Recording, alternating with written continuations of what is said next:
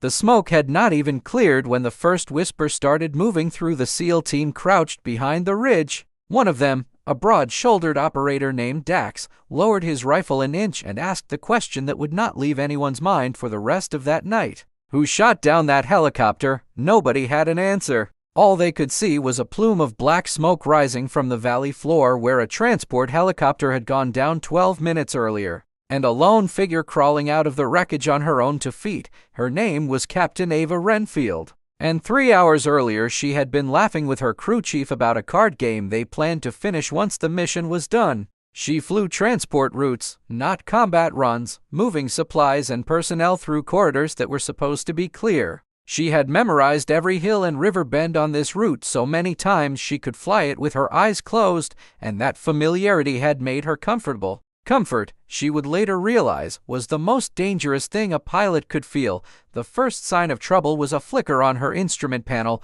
a warning she had never seen outside of a simulator. Then came the impact, a violent shudder that threw her forward against her harness as something struck the tail rotor. The helicopter spun once, twice, the horizon tilting sideways through the windshield as her co-pilot shouted numbers she could barely process. Altitude dropping. No tail control. Brace for impact. Ava did not have time to be afraid. Her hands moved on instinct, cutting power in exact measured pulses, fighting the spin with pedal inputs that had been drilled into her 1,000 times during training she once complained was excessive. The ground rushed up fast, and in the final seconds before contact, she leveled the aircraft just enough to turn a fatal crash into a survivable one. When the SEAL team reached the crash site, they expected a scene of tragedy. What they found instead was a pilot with a split lip and a bruised shoulder, pulling her unconscious crew chief free of the wreckage with her bare hands. Refusing to stop until every person aboard was clear of the burning fuselage, Dax knelt beside her, his voice sharp with adrenaline. "Ma'am, who fired on you?" Ava wiped blood from her mouth and shook her head slowly. "Nobody fired on us. It was mechanical failure, a tail rotor fault that should have been caught on inspection 3 days ago." The words landed heavier than any explosion. If it was not an attack, then someone back at base had signed off on a helicopter that was never safe to fly. And 5 people had nearly paid for that mistake with their lives.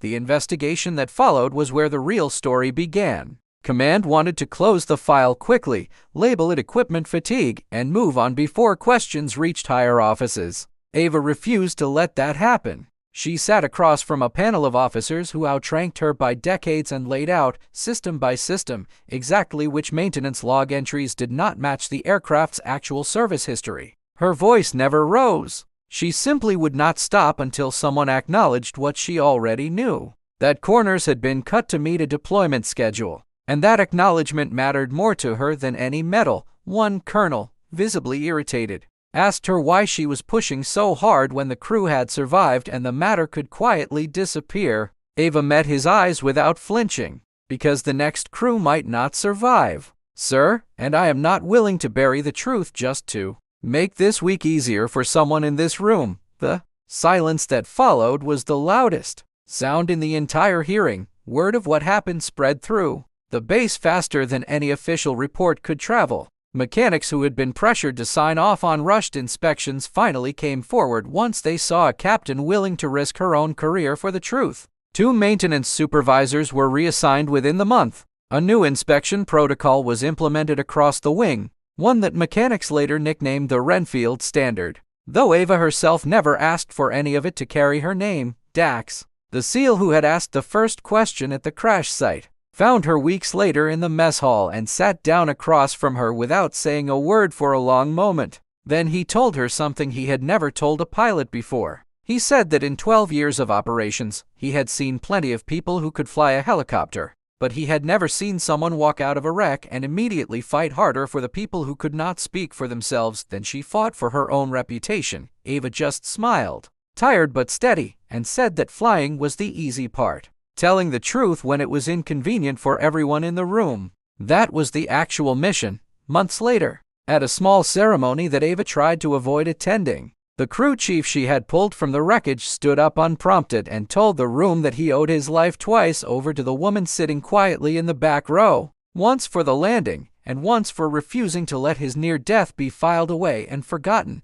The helicopter that went down that day was eventually replaced, but the standard Ava fought for stayed. Somewhere on that base, every mechanic who signs off on an aircraft now remembers a captain who once said the truth was worth more than a quiet week. And that lesson outlived every rumor that started the night the SEALs asked who had shot her down. If this story moved you, take a moment to like this video, leave a comment sharing your thoughts, and subscribe for more stories of quiet courage and unexpected heroes.